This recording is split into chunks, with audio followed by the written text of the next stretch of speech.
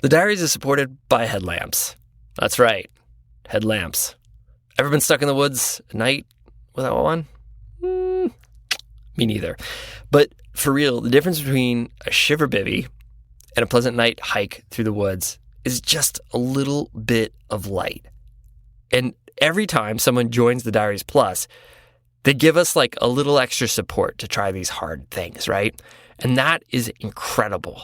It allows us to push harder because the things we're doing, the kind of stories we are creating and reporting on, it's the same thing as taking on a big climb and knowing that there's a good chance you won't make it home for dinner, but you're going to go anyway. You're going to try something difficult because you know you have that support. You know you have that little bit of light. That's what it's done for us when people have joined the Diaries Plus. Every time someone joins and says, I support what you are doing, we believe a little bit more in ourselves. We try just a little bit harder.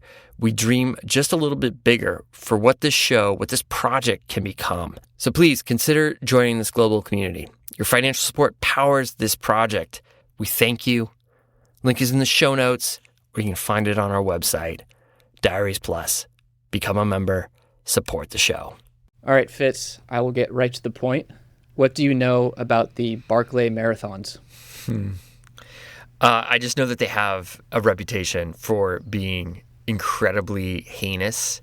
I just like it's probably got the most colorful reputation of any sort of event, race. I'm not even sure if you call it a race. There's something about pages from a book, prisons, cigarettes. Like, I don't know. I just always get these like dribs and drabs, and it makes me chuckle. But I think probably the word that comes to mind is iconoclastic. Like, it seems like the Barkley Marathons thumb their nose at convention. Yeah, I mean, I'd say it's maybe the most notorious and difficult ultramarathons in the U.S., possibly in the world. I mean, the entire race was actually inspired by a famous prison break. So, I mean, the race itself takes place in Frozen Head State Park in Tennessee. It's this like sprawling 24,000 acres that was once the home of a maximum security federal prison. And at one point, that prison held James Earl Ray. He was the convicted killer of Martin Luther King Jr.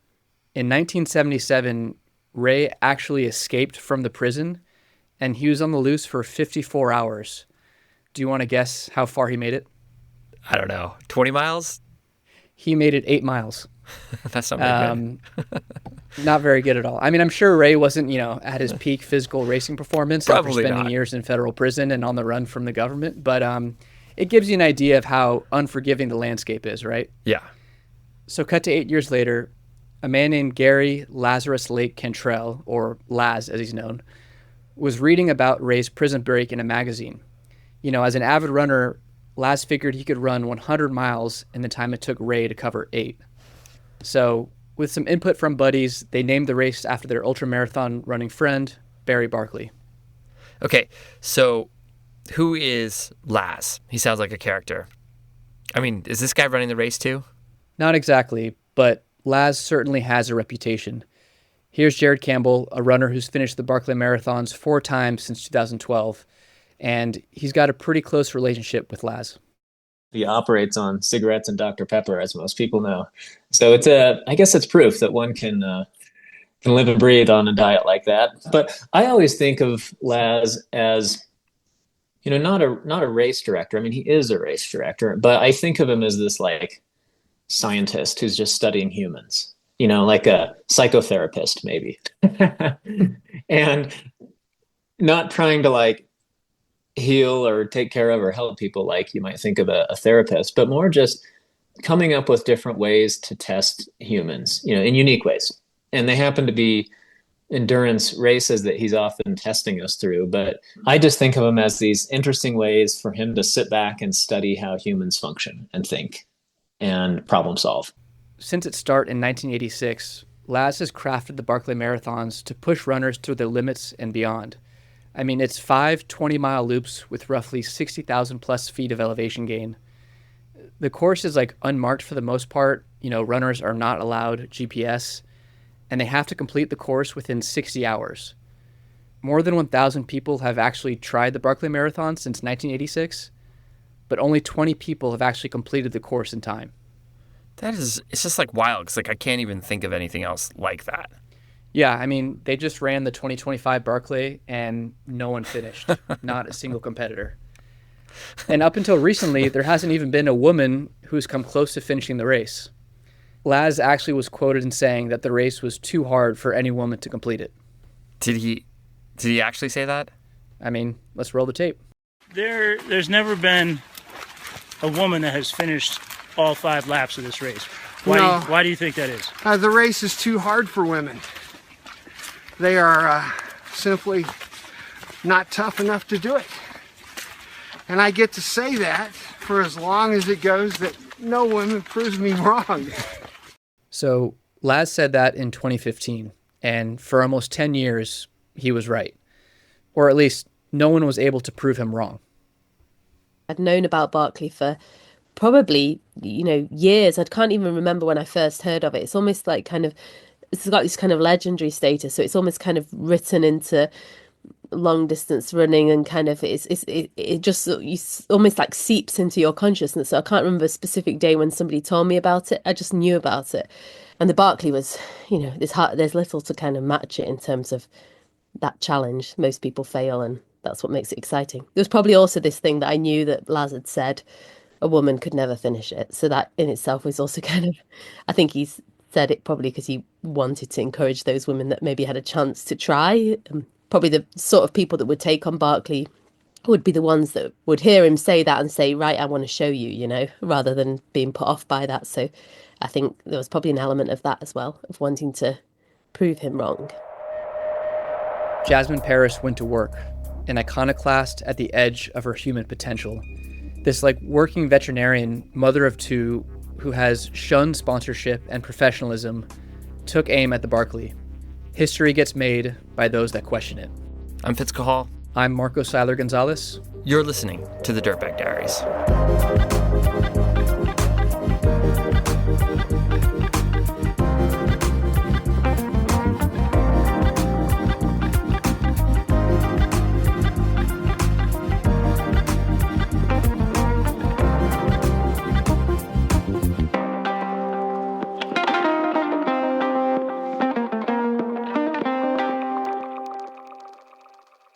My name's Jasmin Paris. I am a small animal vet, and I'm a mother of 2, and I'm a fell and long distance runner, ultra distance runner, if you want to put it that way. Yeah, so Jasmin, how did you find yourself on this path? I was active as a kid. I did lots of different sports. I liked to swim, and I did a lot of horse riding when I was a teenager. But the way I came into running was as a kind of natural progression from hiking in the hills. So I spent a lot of time outside with my parents, especially with my mum.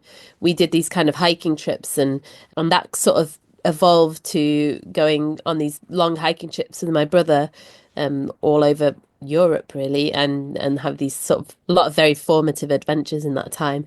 And I was actually working as a new graduate in a place called Glossop, which is in the Peak District in sort of northern England.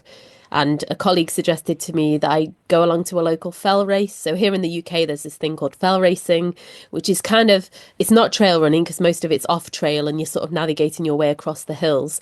But it's running across the hills essentially with a navigational aspect. And it's really kind of traditional sport. So a colleague suggested I go along to a local hill race, a fell race. And I did, and I loved it. I didn't know really that this sport existed, and it was like opening a door onto this kind of wonderland of, I felt like I'd discovered this whole community that I really clicked with. I joined a local club and started going out with them training in the evenings after work. And I remember sort of when I first went along thinking, I really hope there's somebody there that's slower than me so that I wasn't holding them back. It was really, really a lot of fun. So I think basically the way it progressed from there is that I started running longer fell races and sort of rougher fell races, the ones that kind of with the quite technical terrain, and I discovered that I was quite good at that. Maybe that childhood spent in the mountains and hills, sort of foot to eye coordination. I don't know that because when you're running fast over difficult terrain, you have to be able to sort of think several steps ahead in a way. And then, and then in 2019, I ran the Spine race, and then after that, Barkley. So that's kind of in my progression. But I still sort of at heart feel I'm a fell runner above anything else, and that's where that's what I can imagine myself doing when I'm 70 years old, is still starting these kind of fell races, and just aiming to just beat the cutoffs at that point, probably. But yeah, that's where my kind of true love lies.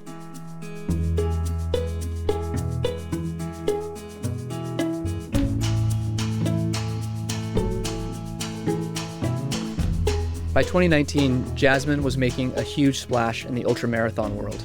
That year she won the Montaigne Spine race, completing the 268-mile course in just over 83 hours. People do insane stuff with it. Like, it's wild.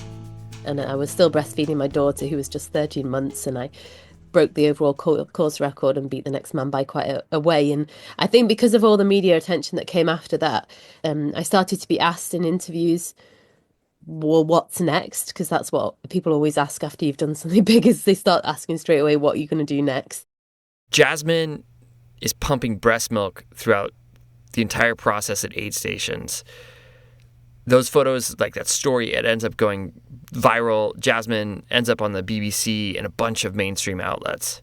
So news of Jasmin's efforts reached all the way back to Morgan County, Tennessee, where one Gary Cantrell, a.k.a. Lazarus Lake, a.k.a. Laz, was looking for a very specific human to put through the blender and see if she could prove him wrong. I think he'd been asked whether, he'd be keen for me to come to Barkley, and he'd indicated that he would be, that he'd be keen to see what I could do at Barkley. The Barkley, the race that eats its young, was too tough for women, had just sent an open invitation to Jasmin.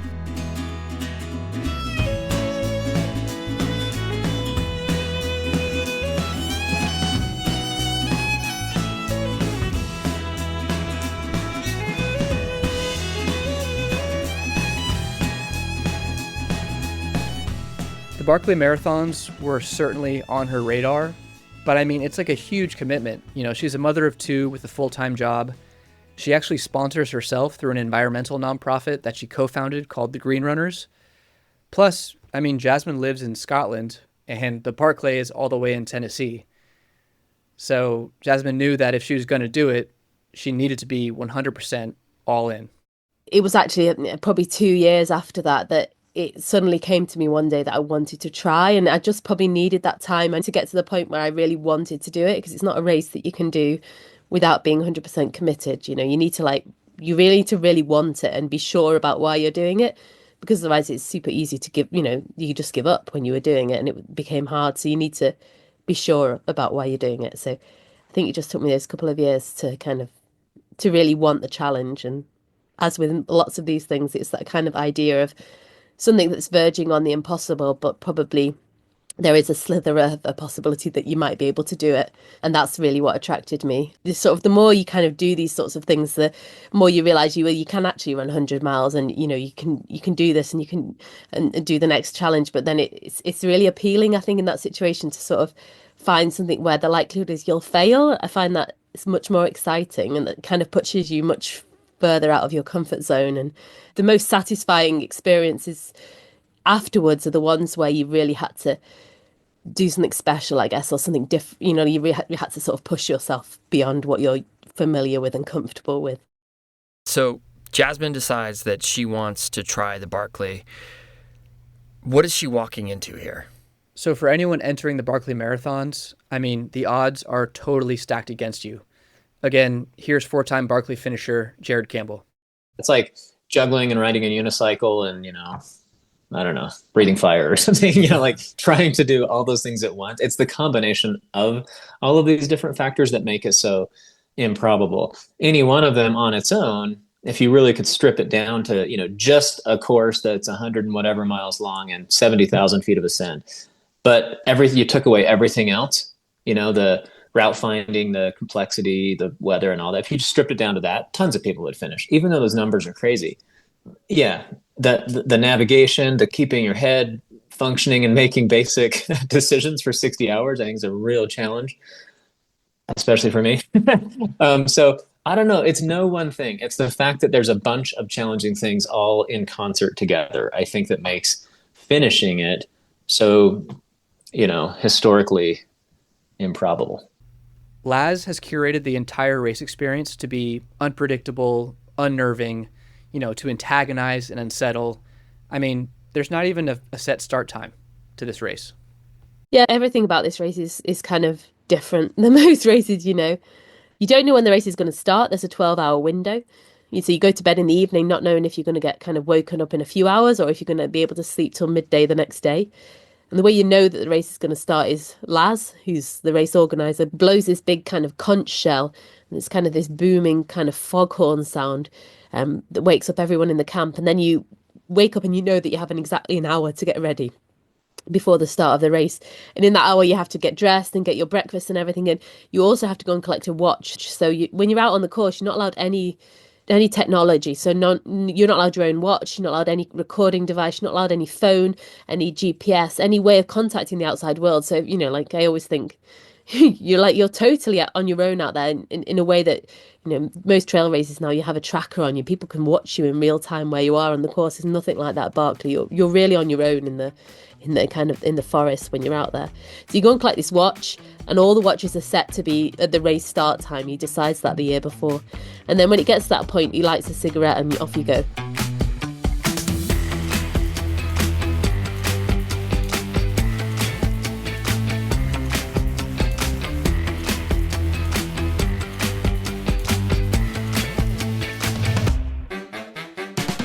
All right, Fitz, I'm going to give you 2 truths and a lie about the Barkley Marathons. I want to see if you get it. I love it. You ready? Okay. Yeah, let's go.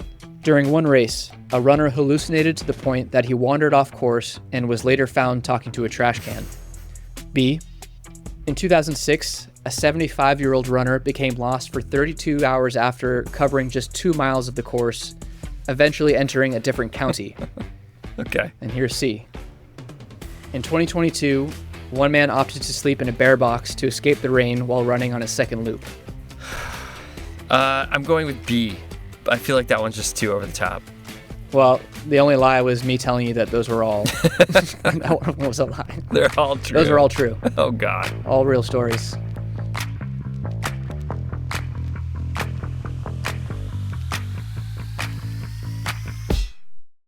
So the route finding on this race seems to be the biggest crux. Is the course marked at all? So like Jasmin said, every runner is equipped with an analog watch. They get a compass and a master map. And that map shows the rough location of books that are hidden along the course. So every runner must get to each book and rip a page that matches with their bib number. Upon completion of each loop, Laz checks to make sure that all the pages were collected in order to qualify for the next loop. So, runners go back and forth, making clockwise and counterclockwise loops to complete the race. And as Jared learned during his 2013 Barkley attempt, even after you complete one loop, it's easy to get off track on the next one. Right at the beginning of the race, took off, never saw a soul, lap 1. Was out on lap 2, never saw a soul, and made the horrific navigational error that cost me hours. 4 or 5 hours, something like this.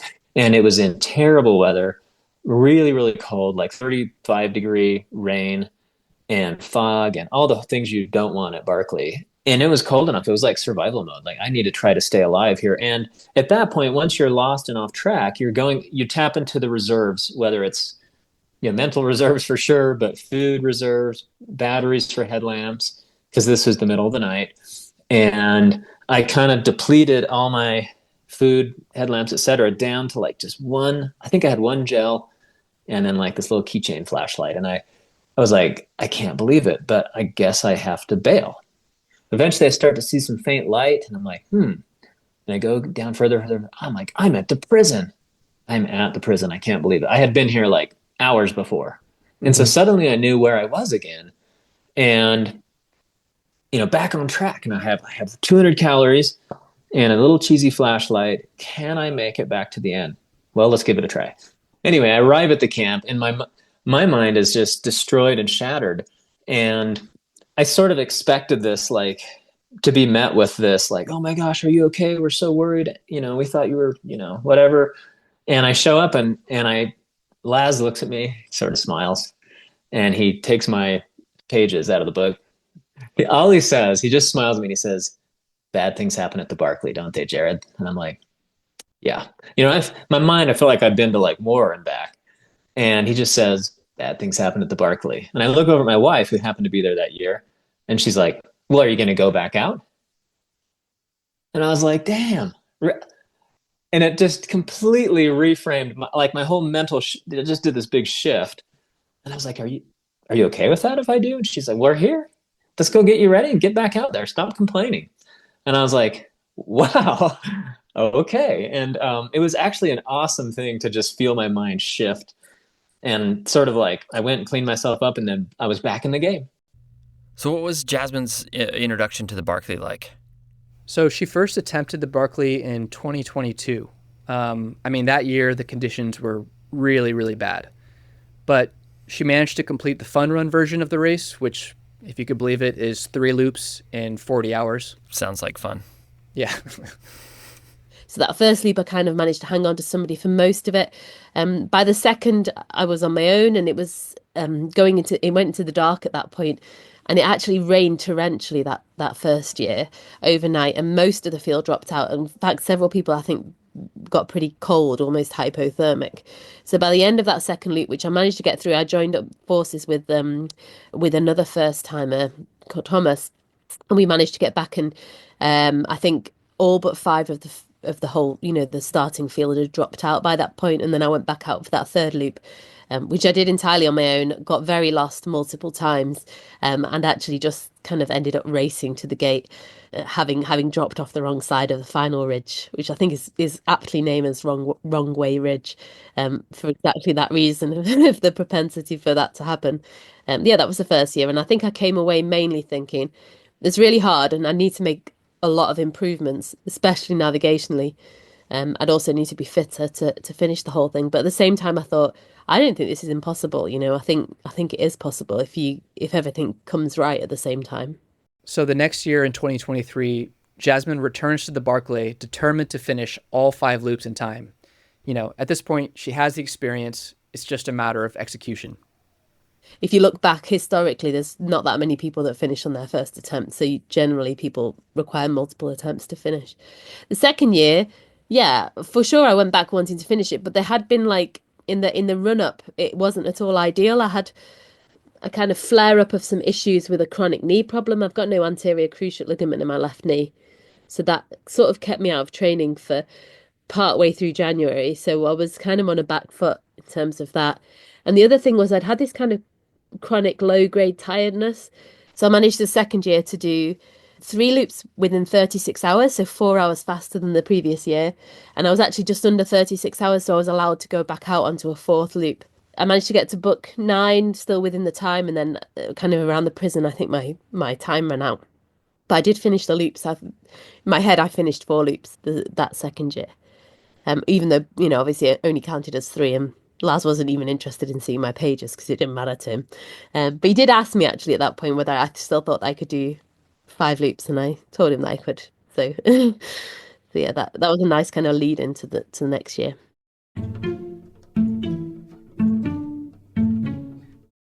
The Pacific Northwest may not be known for sunshine in the winter, but it does happen. And between the sun and the wind and the UV rays getting reflected off the snow, I come back from a day in the mountains often feeling a little worked by exposure. So when Turns, a skincare company, approached me, I was intrigued because I know I could probably be doing a little bit better job taking care of my face and my skin. They have 2 products now every day, a daily after sun lotion and Mayday for when you get a little too much sun. Turns every day has become a part of my routine. I really like it after shaving. It makes my face not feel on fire, which is a good feeling. And really, I dig their story.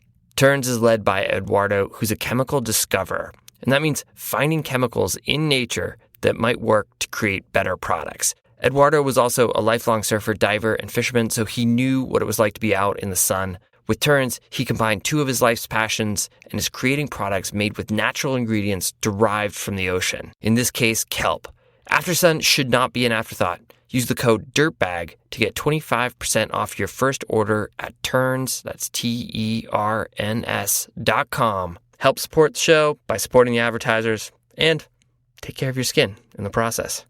We'll put a link in the show notes, and you can try Terns for yourself. I don't know about you, but I have been feeling a little bit wrung out by the news recently. So when that happens to me, I look for things that bring me joy, and moving my body outdoors ranks pretty high up there. That's why I love Oboz' Trails for Trees challenge. During the month of April, for every trail that you hike, or I hike, or we all hike, they're going to put a little token in Oboz' ledger that says, "Plant a tree for me." The Oboz Trails for Trees challenge is not about how far or how fast you go.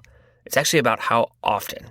The more you hike, the more trees planted, and the more chances you have to win prizes from Oboz and partner companies. It's also a chance for you to move your body and catch up with friends or find some quiet mind space. And you get to do some good for the planet. So it's a win-win-win. I mean, just like win cubed. If you want to join this year's challenge, register at trailsfortrees.com. We'll put a link in the show notes. Check it out. Got to sign up by March 31st. And thanks, Oboz, for supporting the diaries and making our planet a little greener.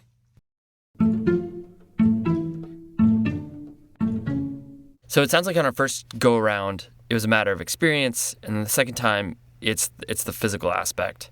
Yeah, and I think that second attempt really showed her that she needed to prioritize training for the Barkley over everything else. I actually took the second half of the season off. I just didn't train for several months. I didn't do the big race I'd planned to do in September. And I did that consciously knowing, look, if you want to give Barkley a really good go, you need to be at your peak. Like I told my coach, I'm just not training. Like I did a bit of running, but I didn't take a watch. I just did what I felt like doing. I just kind of jogged around with a dog type thing when I wanted to. And it was really the right approach. And I got a lot of sleep as well. So, towards the end of 2023, I just felt really good again. I felt like the kind of 20-year-old me again. And I found it was no problem getting up in the morning at 5 to train. In fact, I was really excited about it. And so that's the way I needed to be feeling going into the kind of Barkley build-up. And then it all went really well. I did, kind of a couple of really bigger sessions, which were almost like 5,000 meters of just running up and down the same hill multiple times. But I was also doing, I was still doing the speed work and kind of a bigger mileage. And I think my biggest mileage was about 90 miles. But then if you counted hiking that week as well, it was about 120 because we were away with the kids. So we did some hiking as well. A couple of times a week, 2 or 3 times a week, I was doing an extra session in the gym. So a second training session, whether I would just go on the stair climber and do maybe 1,000 meters. And I would sort of do that in the kind of slot between the end of, just about managed to get it in between the end of work and picking my son up from nursery. So all of those things kind of came together. So that when I came back the third time for Barkley, it was the training that had gone really well. It was also the knowledge that I'd done in the past 2 years. I'd done 7 loops of this course, even if only 6 had counted. I'd done 7 loops, and of those, I think 4 loops I'd been out completely on my own. It wasn't the same kind of fear of the place anymore. I felt much more comfortable in the forest. So that was another thing in the back of my mind, is that I felt navigationally I was just more confident about it. What a quest. Like, it's like such an odyssey. Yeah, I mean, she's dedicated her entire year to it at this point. But if you think about it, it's also like another year of traveling to the U.S., being away from her kids. It requires a lot of support and sacrifice from her family as well. I think that must, or at least for me, that would add a sense of urgency to the whole thing. Totally. I couldn't keep doing this year after year. I couldn't keep giving up my winter and all that time and sort of asking my husband to kind of do all those morning, getting the kids ready and everything. I couldn't keep asking my parents to come and look after the kids while we went off to the States for 10 days. And I didn't want to keep flying to the States every year either, because environmentally I'm sort of trying not to fly. So all of these things I think came into my head. I was like, this is the year to do it. And probably all of those things fed into this sort of self-belief and this confidence that this was going to happen this year.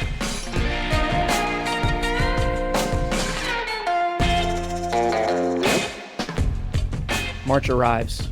Jasmin makes her way to the States. Everything seems to align. Here's Jared again. The weather was miraculous, I would say. And I've been out there enough over the years to have seen it in every type of condition. And it was perfect.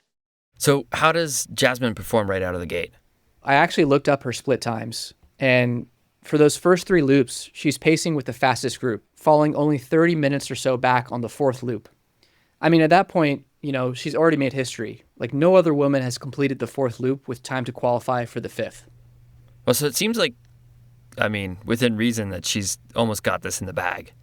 I don't know, not exactly. I mean, after finishing the 4th loop, Jasmin is feeling really sick.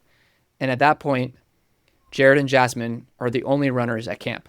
And just to break down this, this final loop for you, if 2 runners are at camp at the start of the 5th loop, rules dictate that those runners must go in opposite directions. So in this case, the next person to leave camp must take the clockwise loop, which is kind of a big deal, as the clockwise direction is generally seen as easier to navigate with slightly less incline. At that point, Jared was to start his 5th loop and presumably take the clockwise direction. But he also knew Jasmin was on the cusp of something incredible. I managed to get back into camp, and I just, I was totally done. I just had these kind of waves of nausea washing over me. But I still knew that I knew that I still had enough time to finish the thing. And there was no way I was giving up, So just trying to do something to make myself feel better. I said, I'm going to have a 2-minute sleep, which I don't think I slept, but I sat there for 2 minutes with my eyes shut and a down jacket wrapped around me. And then I tried to eat something. I managed to force down this rice pudding. And then basically what happened at that point was Jared came over and offered, he sort of said, the next direction is clockwise. If you want it, you can take it. You should go type thing, something like that. I was like, hey, where are you at? Are you, she was still eating and not really that talkative. Where are you at? Are you getting close to leave? And this was her first time. And this was historic and amazing and incredible to start lap 5. And so, thankfully was able to say, if you're close to ready to go and you prefer to go clockwise, it's all yours, which was really fun. And, I'm hopeful that maybe that kind of little fire, I think it did. And she's like, okay, and got her stuff together. So he came back and he said, if you want clockwise, it's yours. So I think I kind of tried to stand up and say thank you and, I'm going. But I just threw up the rice pudding. So I remember catching it in my hands, wiping it on the grass. And then literally I just took a banana, pulled off the coat and asked for my number from Laz and went.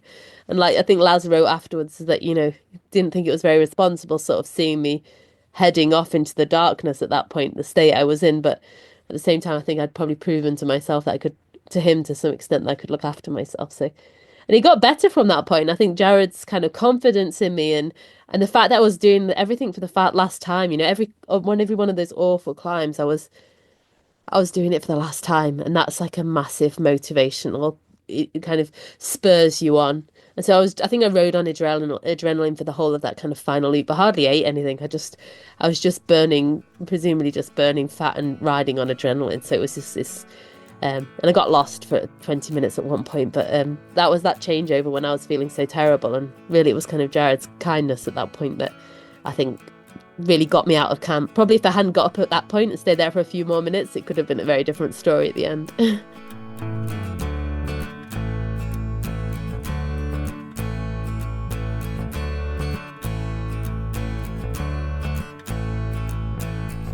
The clock was ticking. Jasmin knew that she was close and that every minute would matter.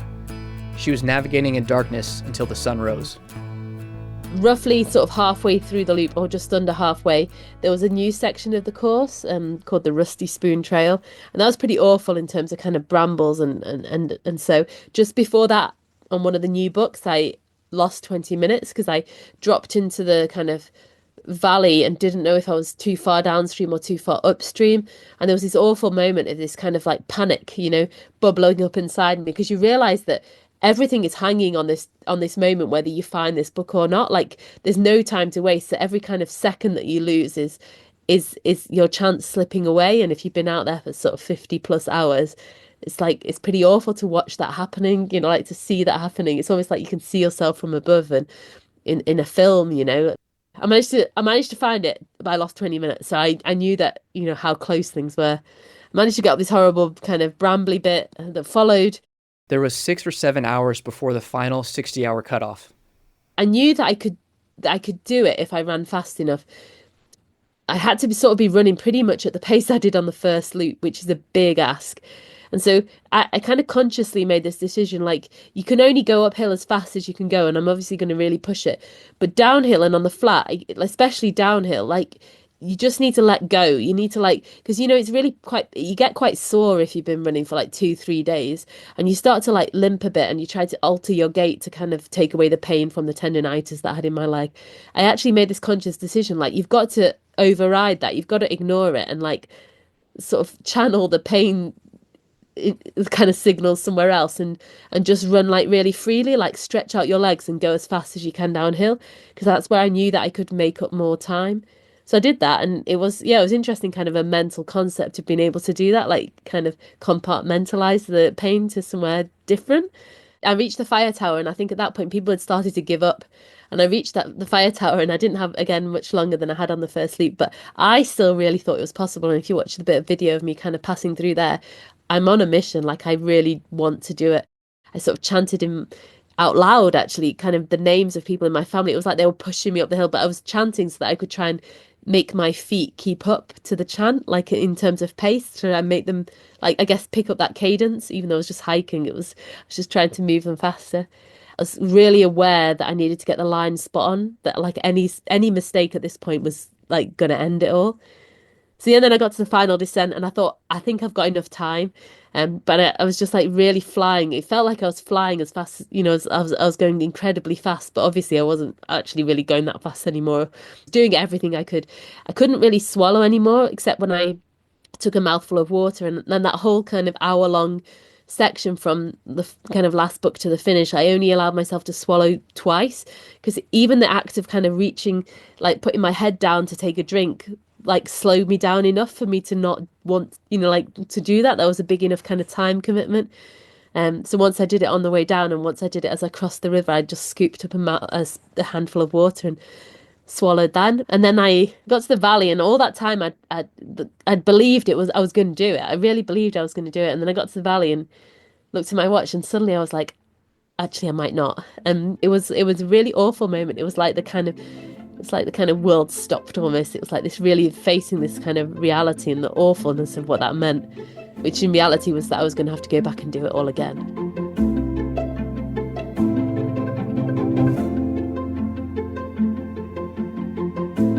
It's the last stretch. Jasmin has no time to waste. Meanwhile, the Barkley community, spectators, and competitors are all waiting at the finishing gate, hoping to see Jasmin come down the line in time. Here's Jared. You can sit and look at your watch and go, there's 10 minutes left. There's 8 minutes. There's 5 minutes. You know, a few minutes left. And I think it was John Kelly's daughter, I believe, who saw, you know, we see motion, you can, you know, and your mind's like, well, you know, hold my enthusiasm until we know it's actually her. And sure enough, it was her. And wow, like the place just erupted. It was so cool.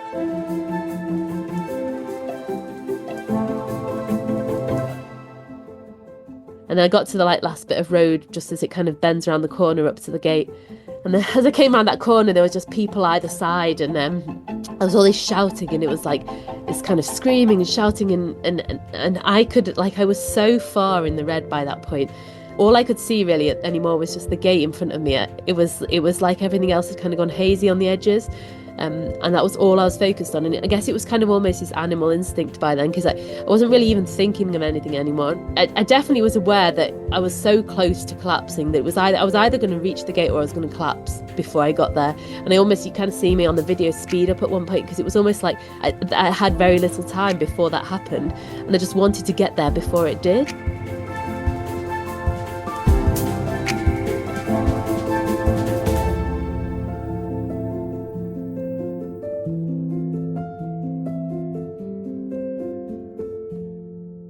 I sort of hit the gate and went like right over, kind of my body kind of folded over the top of it, because I hadn't really I wasn't decelerating or anything. As I say, it was very primal, kind of went over it and then sort of collapsed onto the ground, and I kind of lay down fully because I was just like, I just need to give everything to just breathing. And I think people came over, I think my husband came over to try and see if I was okay, and I didn't I made some sort of indication that I couldn't talk, but that I just needed to breathe.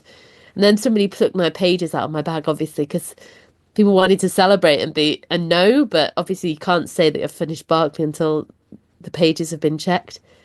Apparently Laz said at that point, and I didn't know this, I think read it somewhere since, that he asked Carl to check the pages because he said if it's, if they're not all there, I'll be the most hated man in ultra running. So I don't even know like how soon I knew that I'd done it. I think just maybe some internal clock thought, realized that I'd done it, and probably the reaction of people around me and everything. So once I could breathe again, I sort of sat up, and I think the first thing I kind of said was thanks to everyone, because it feels like a really intimate kind of crowd at Barkley. It feels like everybody really wanted it. That's what it felt like to me, and then kind of felt like a shared achievement. So it was a very nice moment. So she crosses the finish line, collapses for a bit of time, as we all saw. And so you're like, just like so excited that what you just observed, but you're like, but it's not, check's not cashed yet until, so eventually she was able to come to, and Laz counted the pages. And then it was sort of like it sealed the deal, what had just happened. And it was so incredible on multiple. So it was kind of like this building experience for all of us there, but it was awesome. It was amazing. So you finished with like 99 seconds to spare, right? Yeah, exactly 99 seconds. It's quite a nice number, isn't it? So that moment at the gate, the de facto finish line for this bizarre, wonderful event, echoed throughout the running community and far beyond. The photos of Jasmin slumped over the yellow gate and then collapsed on the ground, leaning against the stone wall, made their way through social media and then news outlets across the globe. If you take a moment after the show to like Google them, because there's just something so powerful about them. It's so clear Jasmin has just done something at the limits of human potential. So, has your experience or, I guess your journey with the Barkley Marathons changed your perspective on running or racing in any way?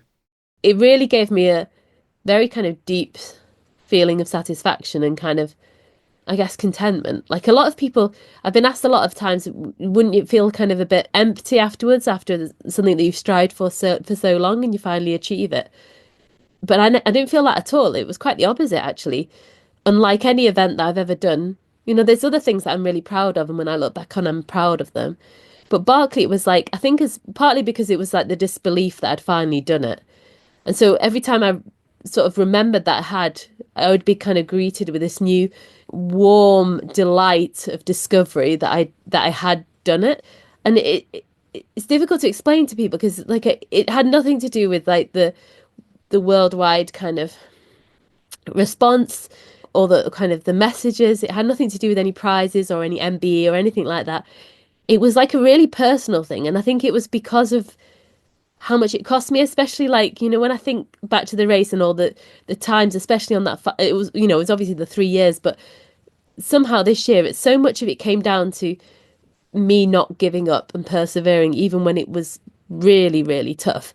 And especially, those kind of moments on the final loop, when I just held it together, and that's, you feel incredibly kind of proud of yourself. And it's, as I say, it's like, it's kind of personal thing. It's probably difficult to ever explain to anyone, but that sort of feeling has stayed with me. And it's actually, it's nice to have that because it sort of gives you not only this self-confidence in the rest of life, but it's something I think that I can fall back on.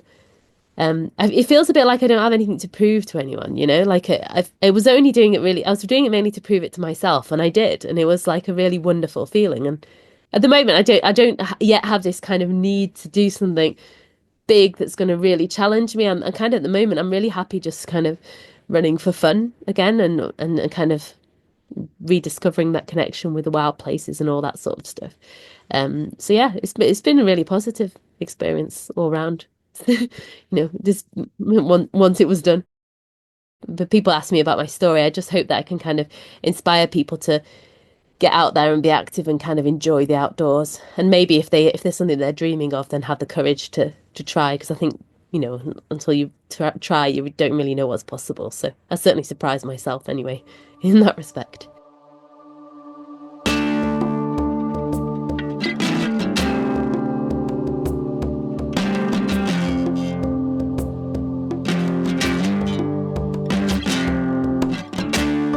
Thank you, Jasmin and Jared, for talking with us and sharing your Barkley Marathons experience. You guys are rad.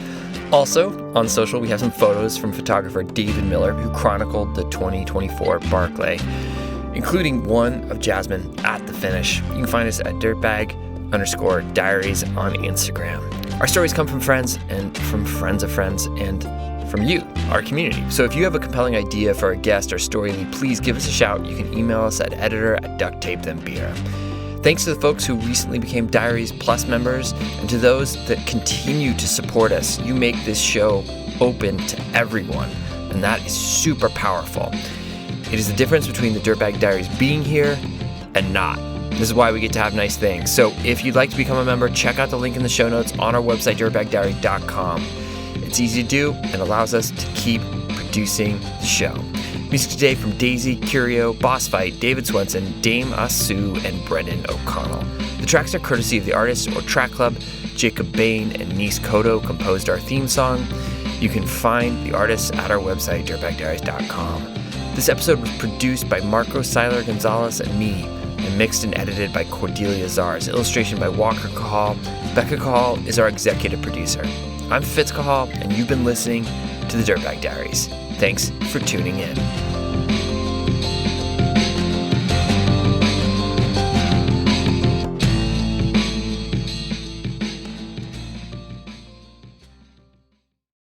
Support comes from Kuat Racks. Kuat makes industry-changing products manufactured with the utmost care to quality, style, and longevity. They give back to the community and make positive impacts on the environment by partnering with grassroots groups. And through their Future Forest initiative, they plant one tree for each rack sold.